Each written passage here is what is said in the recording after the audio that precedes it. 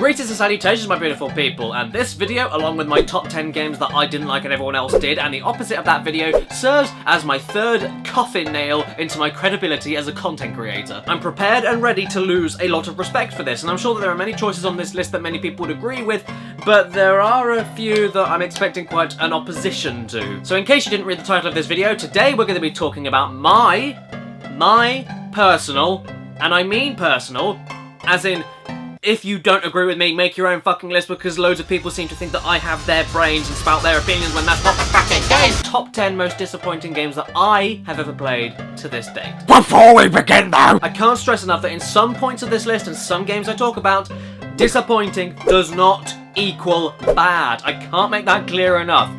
Disappointing does not define bad. It does not. There are some cases where some games on this list would be considered pretty bad, but overall, disappointing does not mean bad. It's a personal preference thing. It's what I was personally expecting and hoping for in a game and what I felt didn't fully deliver to me. One game per franchise. I'll do my best to explain exactly why I was disappointed, and please be civil, everybody, because this is entirely a personal list. You came here to watch my personal list, so here is my personal list. So get ready to hate me a little bit more if you didn't already. Let's start this list. Izzy wizzy, let's get busy.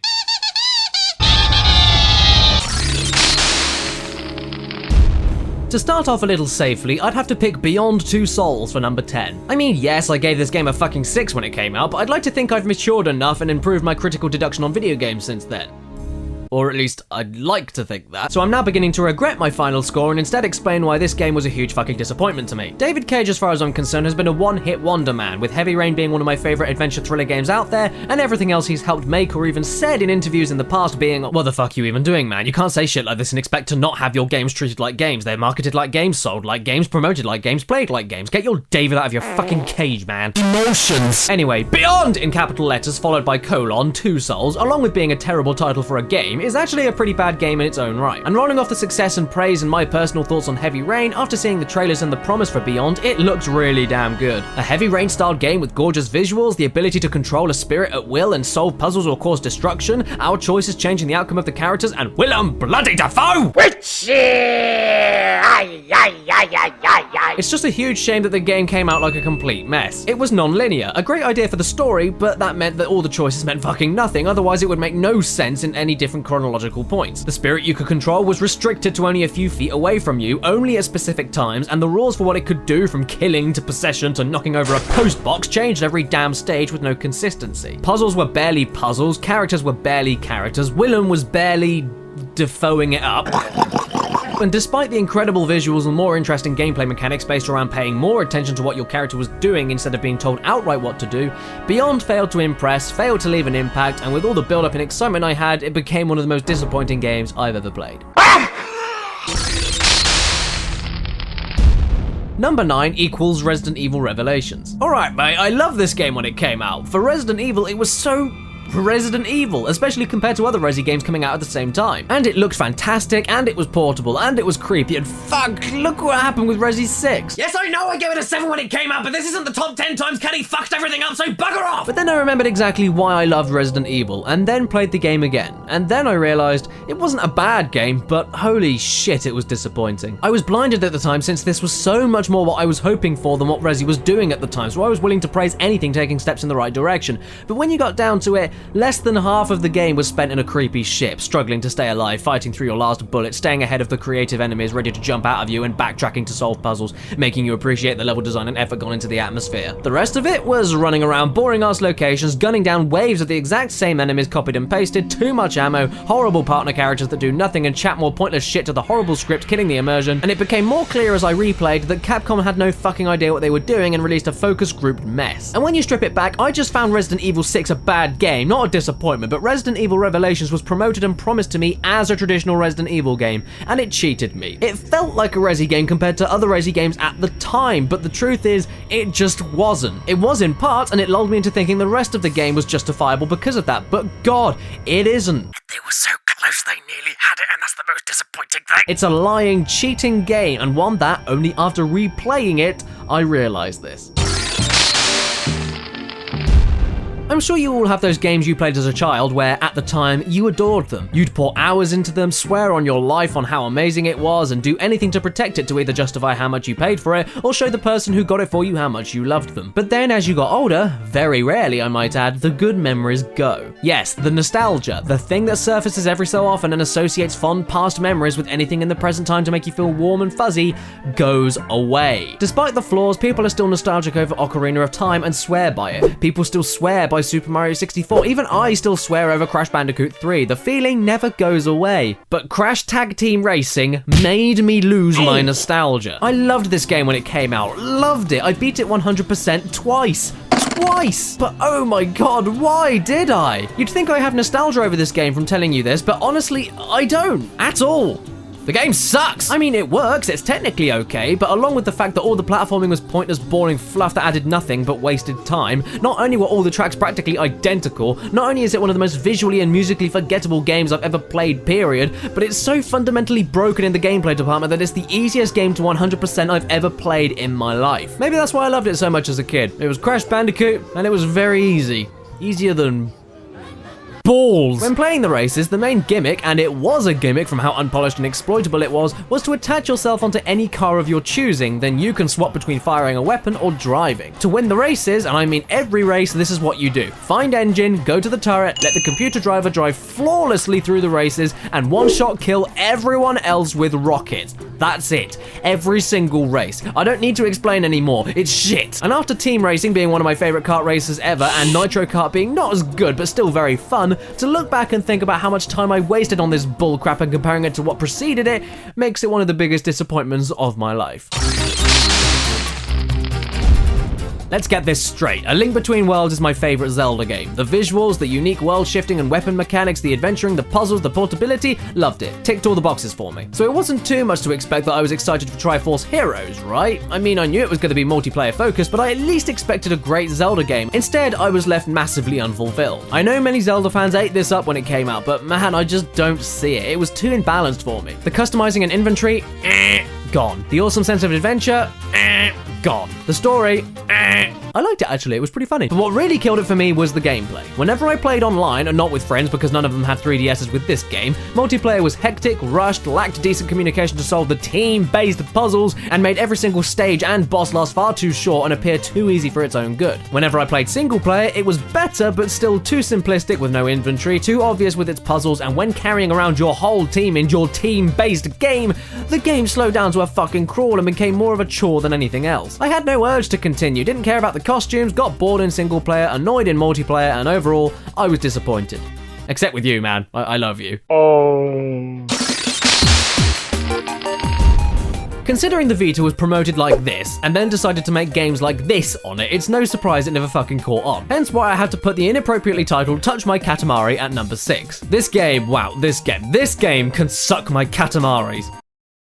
Not before fondling them a bit before, though. I really love the Katamari games, I really do. I've talked about them many times before and I don't need to repeat myself. You roll a ball around to some fantastic Japanese pop music, eventually roll up galaxies and make this very eccentric king very happy. And Touch My Katamari has this, along with the fact that you can roll the ball with your finger if you'd like. And of course it's portable with dual analog sticks, fucking great. But where's the rest of the game here? This was extremely disappointing to me, not only as a Katamari game, but as a general video game. I finished it in about 3 hours, the soundtrack was the most forgettable out of the series, there was little to no crazy customizing or things to unlock to keep you replaying. The king of all cosmos looked like this. This is too unsettling even for the Japanese. And to be honest, I was really hoping this was one of the games that made me happy I invested in a Vita, and instead I just got a watered down and repetitive addition to one of my favorite sagas, which is just disappointment after disappointment. I wouldn't have minded too much if it was on PS3 or something for a reduced price. If you want portable Katamari, go for me and my Katamari on PSP.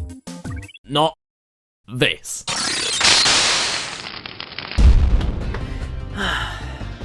Going back to my points earlier about nostalgia and how Crash Tag Team Racing completely ruined it for me, did any of you ever have that game, a new game, a highly anticipated new game in a series that you loved, that you played when you were younger, and even then you could tell how lazy and disappointing it was? Well, that is how I felt with Spyro 4 Into the Dragonfly. Yes, even as a little kid, I could tell this game was bad, and as Spyro 3 is one of my favorite games ever made, this game pissed me right off.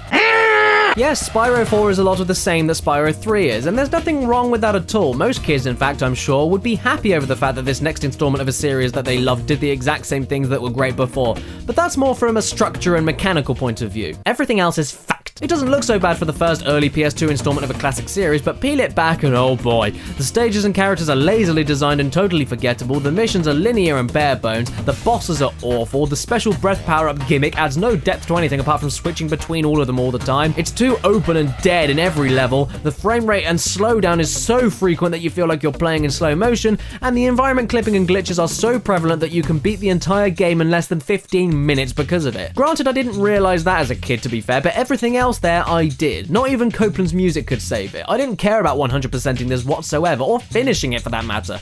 I just wanted to heal my disappointment, which still hasn't healed. It still haunts me to this day. I'm serious. Hey, Sonny Jim, I hear you like Victorian London. Yes, I do actually. And I know you like PS4 and werewolves and gritty, brilliant visuals. Funnily enough, you're very right. Well, hey, a new game is coming out that's right up your ass. I mean, Street, get ready for the best game you'll ever play. The Order.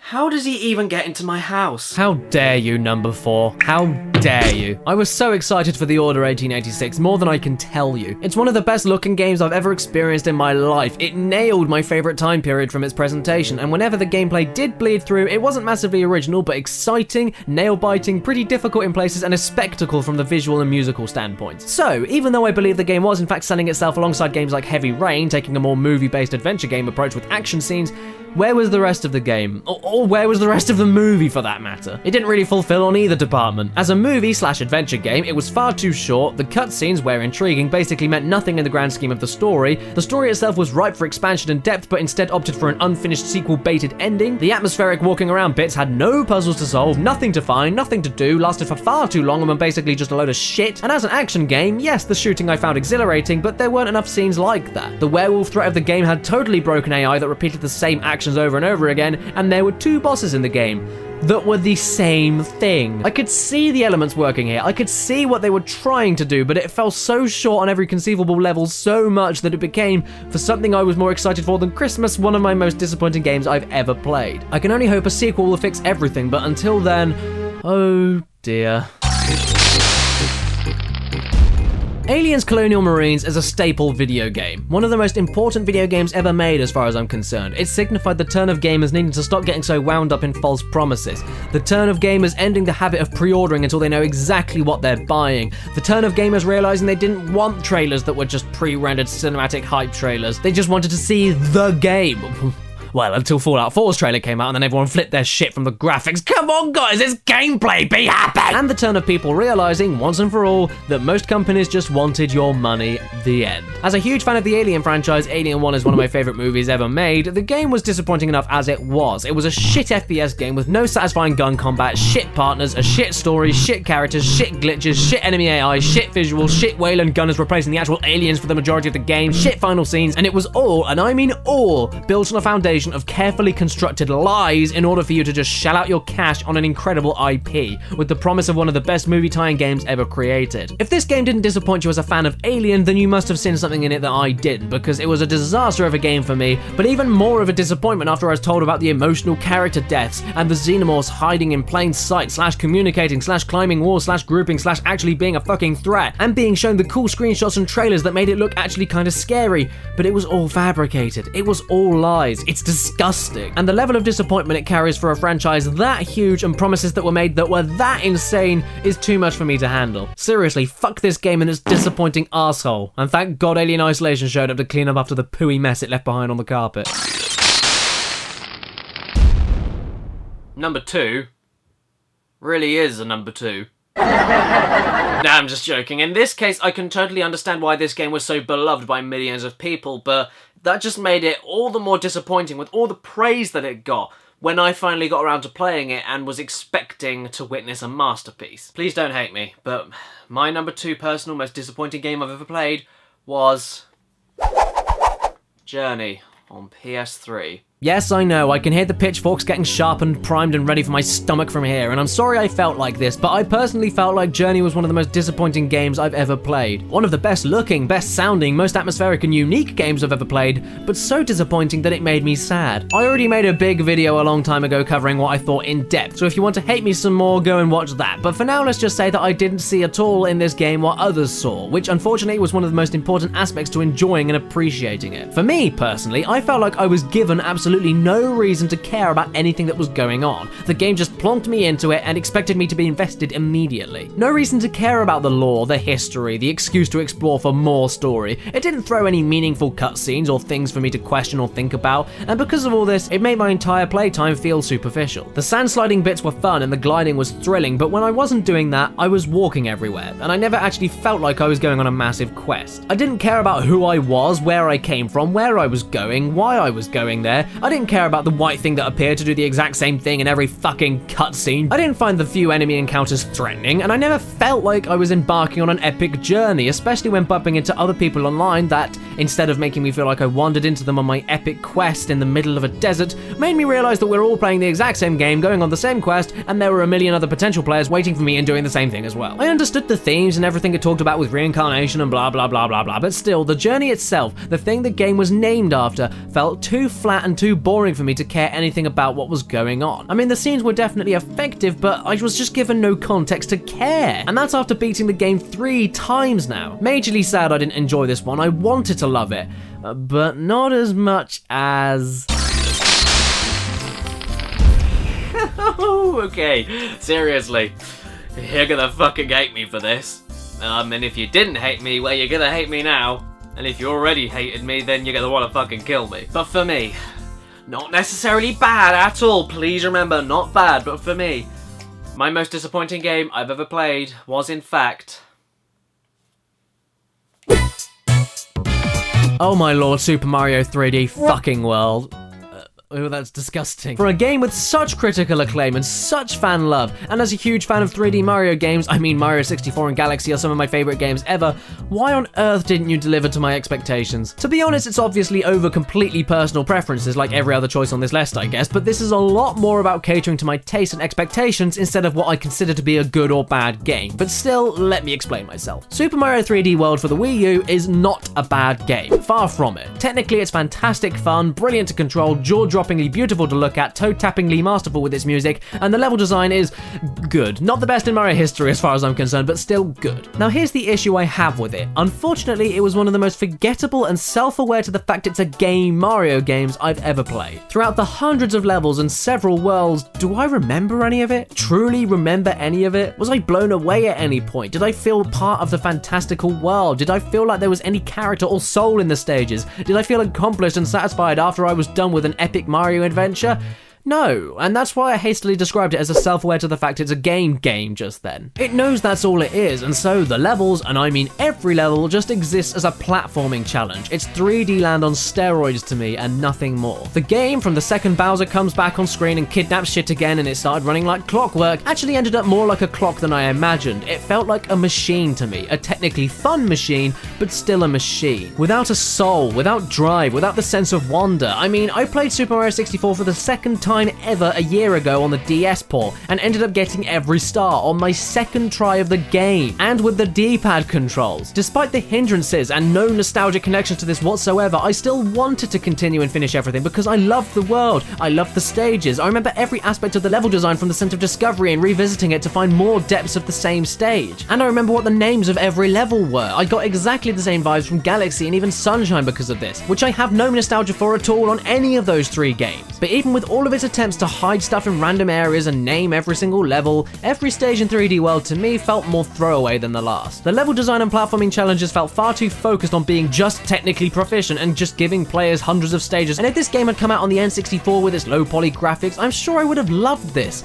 But because Super Mario 3D World is this far into the Mario series by over 20 years, and it's still going to go down the route of Grass World, Desert World, Ice World, Hell World, Sky World, etc, etc, etc, and the fact that the power-ups were nowhere near as cool and required that you needed that fucking catsuit to get pretty much every damn secret, really made me think what the fuck Mario has left up his sleeves for this late into the series. It was the same shit and just getting more forgettable for me as I went on. I know if you take the 3D out of the title, you have Super Mario World, so it's either a 3D take on the Mario World formula or a similarly structured follow-up to 3D Land. And if that's the case, then why take away the near hundreds of actual proper secrets, and why are the bosses not even slightly improved over how they were in Mario World, or slightly memorable, and recycled all the damn time? And why does it do not much different or interesting from a game that came out so many decades before it, which still holds up today? And why, when you think it's gonna end, does it just keep going and going with more and more hidden worlds until you're just exhausted and feel like you want to finish it justly? I suppose it's just because I was longing for a game more similar to 64, Sunshine or Galaxy to be graced on the Wii U, but for me personally,